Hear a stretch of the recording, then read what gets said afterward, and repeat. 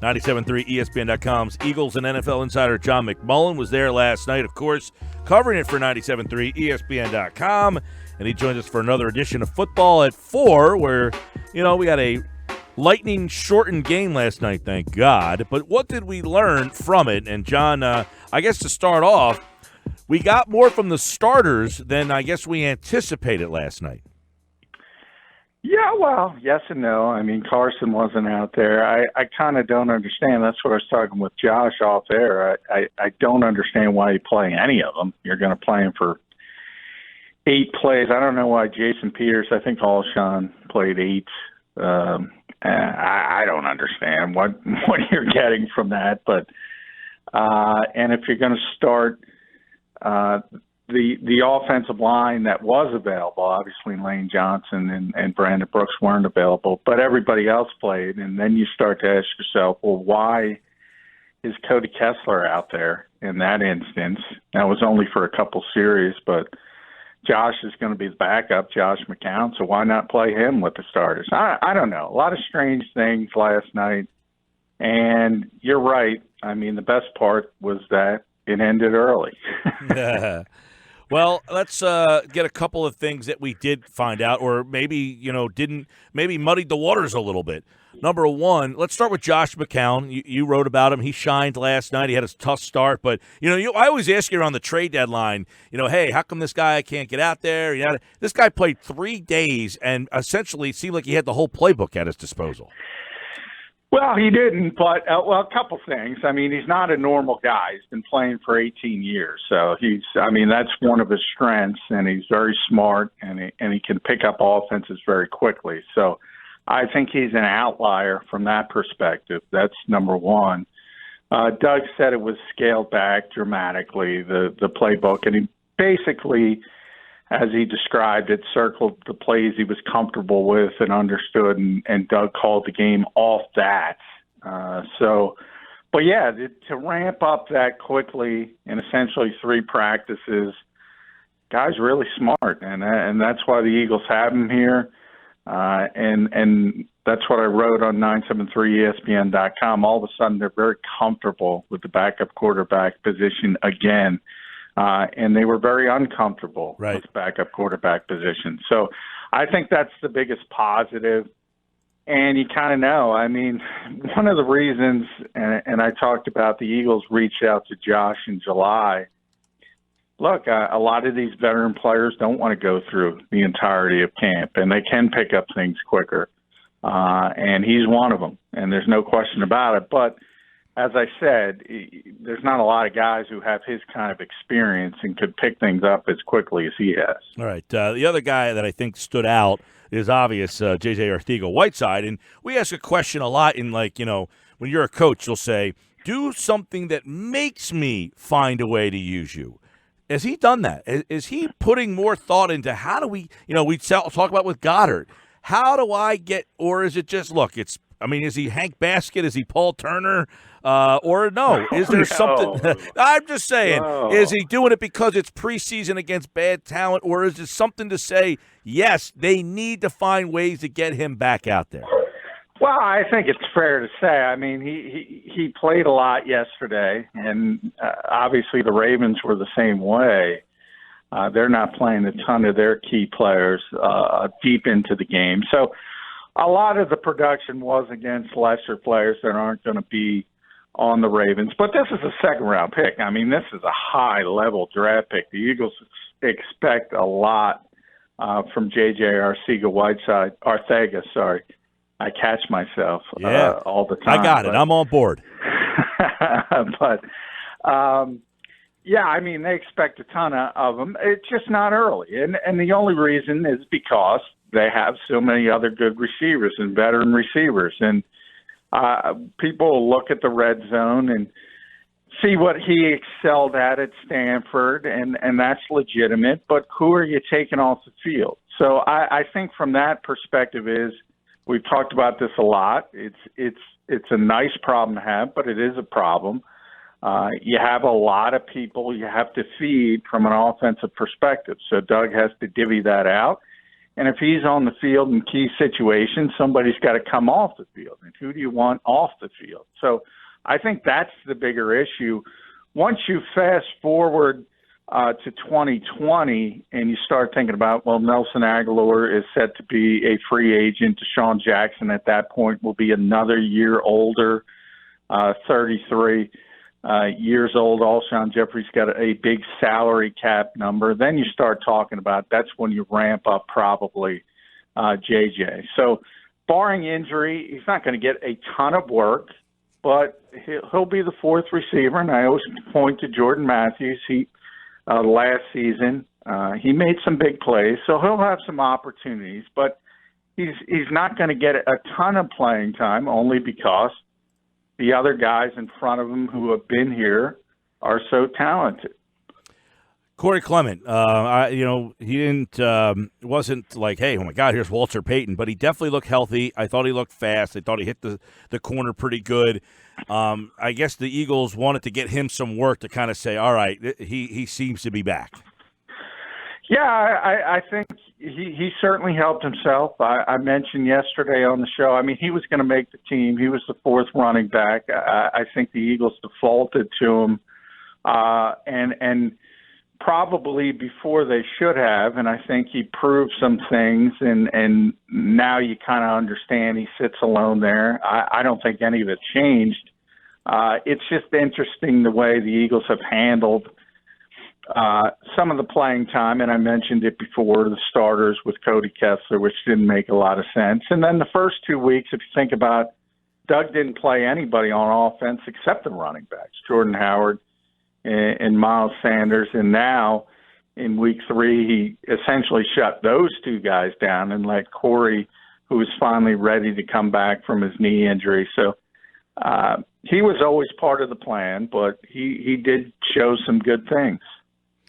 Yeah, and I know, I guess Adams, I don't know what to do with him at this point. I mean, do you think he's odd man out? I mean, he had a touchdown. He ran pretty well. He dropped that pass in the end zone. It was fired at him, but, they mentioned on the broadcast, hey, if you're trying to fight for a spot, you got to catch that ball. So I don't know what happened with Adams last night.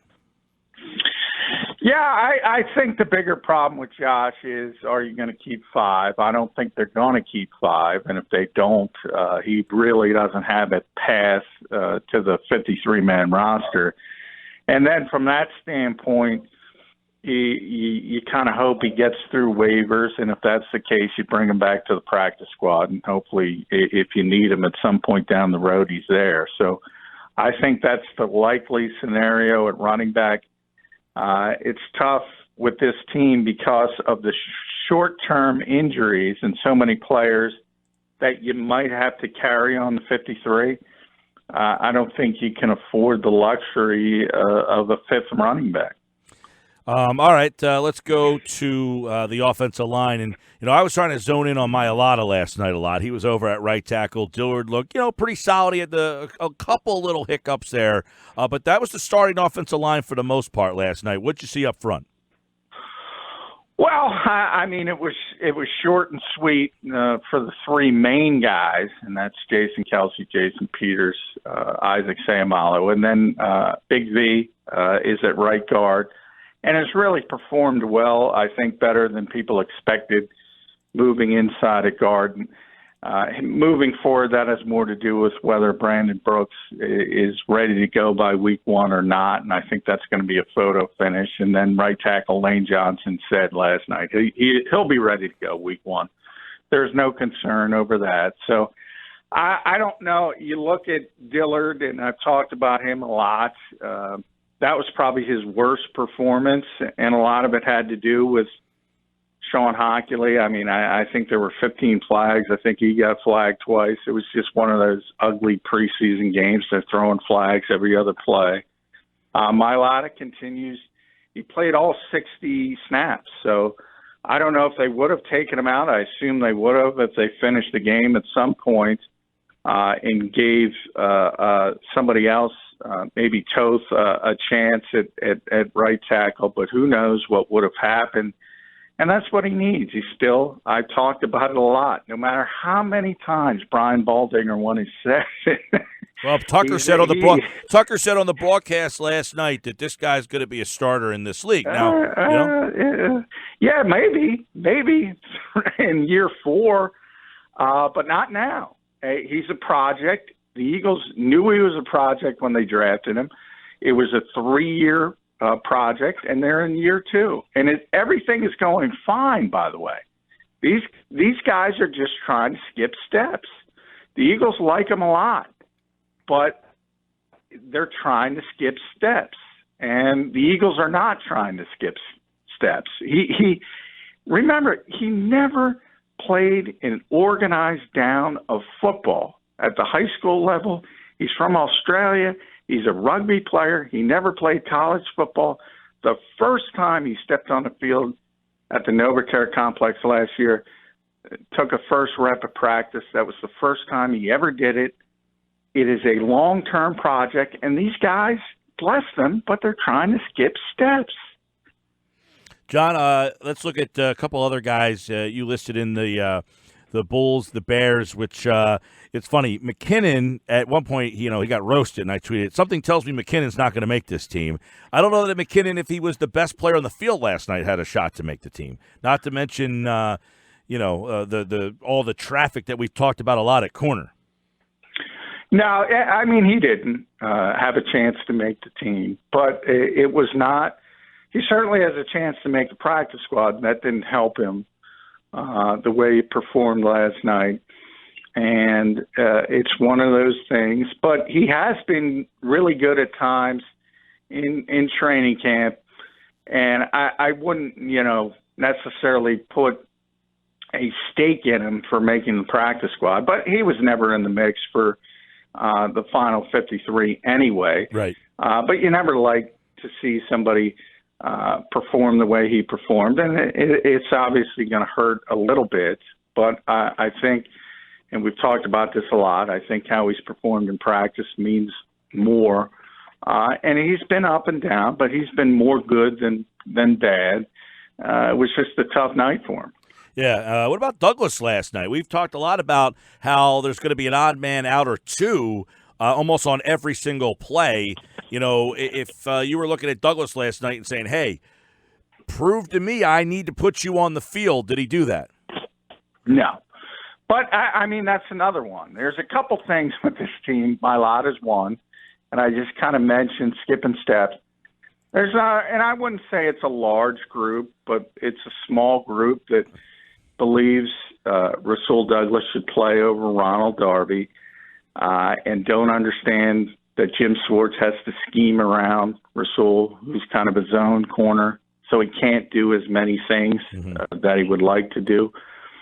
And he's part of the team. He's a big part of the team. He's a fourth corner. He has proven to be effective as a backup corner. If you need to put him in there and play, he's got tremendous ball skills, but he's got limitations. And the Eagles consider Ronald Darby their best corner. When he's healthy, when he's cleared, he's going to be a starter. It's just a matter of which side, right or left. And the other starter most likely is going to be Sidney Jones. So Rasul provides excellent depth, but you kind of saw Miles Boykin, and really what you didn't see, and I wrote about this on 973ESPN.com, before the game even started, he had a ton of trouble with Boykin in practice on Tuesday, and that kind of showed up in the game as well. So that's a really big corner against a really big receiver who's bigger and faster, and it was just styles make fights.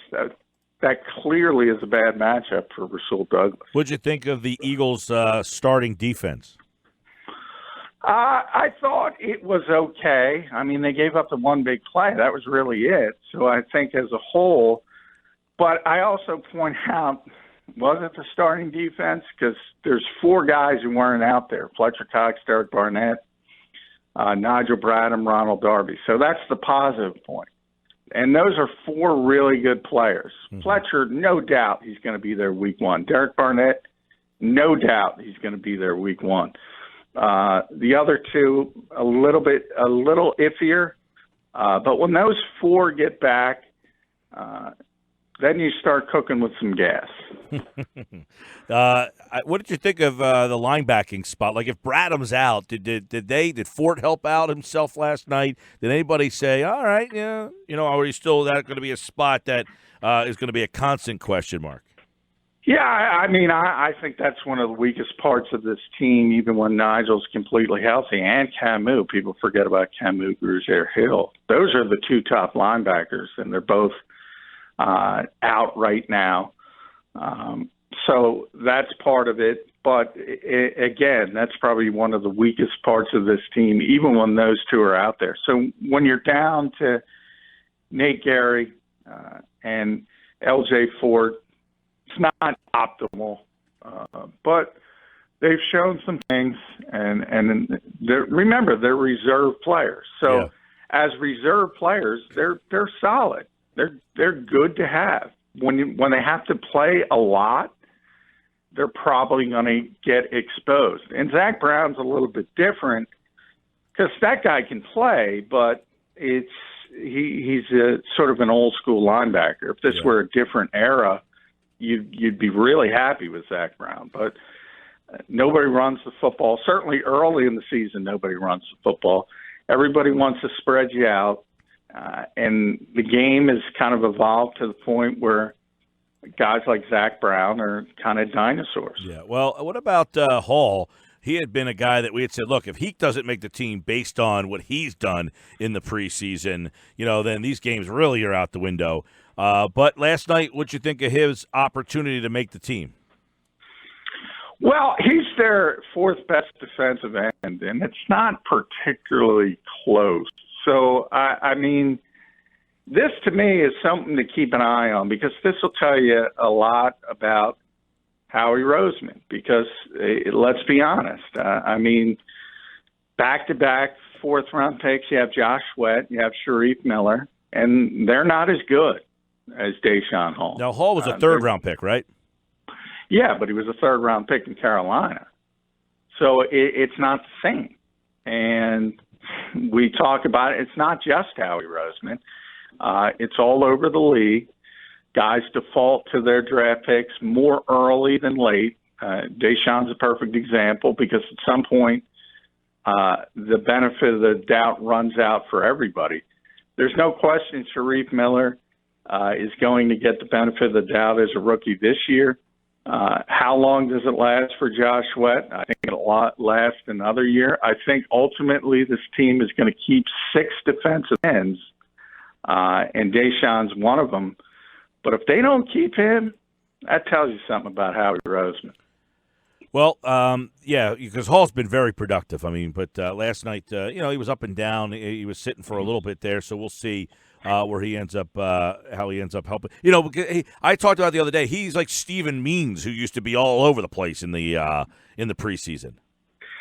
Yeah, a little bit different, because you just mentioned he was a third-round pick. He's got better physical traits and gifts than Steven Means ever had. Steven was more of a Joe Osmond type. He was just such a hard worker, and he was just out-hustle people, outwork people. That's how he had success in the preseason. This guy's legitimate from a physical standpoint, as it is, as generally every third-round pick is. You see his length, you see his size. One of his issues is that he sort of like Brandon Graham early in his career. He's a 4-3 defensive end who was asked to move to 3-4 linebacker and back again, and that kind of stunts your development. Now he's in a system that should be able to take advantage of what he can do, and that's what he is. He's a 4-3 end, and he's finally in a system that can take advantage of that. And you could argue I'm not going to say it's going to be early, but you can argue if he keeps developing the way he's developing, that he's going to be better than Vinny Curry pretty soon. That's interesting. Rodney McLeod got his first snaps last night. Yeah, it was good to see Rodney back, and I think that's an important step to get through that and to get some contact. I think he had 3 tackles, and he even had the tackle for loss. So we've talked about all those injuries on the defensive side and all the starters who are not back. Rodney is back, and it was good to see him taking first-team reps, and I think that'll be important because I think you didn't see it against the Ravens because of the way the Ravens play, and they're so run-heavy. And even though Lamar Jackson didn't play, Trace McSorley is also a movement-based athletic quarterback. They run the football. They have so many good tight ends. And they struggle with getting the football, generally struggle. And that's part of the issues you had with Jeremiah McKinnon and Rasul Douglas even, is this team is not the type of team, because of the quarterbacks they have, that can usually get the ball outside the numbers. So that's why you were so disappointed with the corners. When you see the Eagles against a typical team in this league that likes to spread the football, likes to throw it, I think you're going to see a lot of big nickel, and that means three safeties on the field. So it's important for Rodney McLeod to get back. John, we know that we'll see essentially nobody in the fourth and final preseason game, but my question for you is there anything left to be settled in that game? Well, I mean, really back end of the roster guys. I mean, 52nd, 53rd spot, but not much. I mean, this coaching staff understands.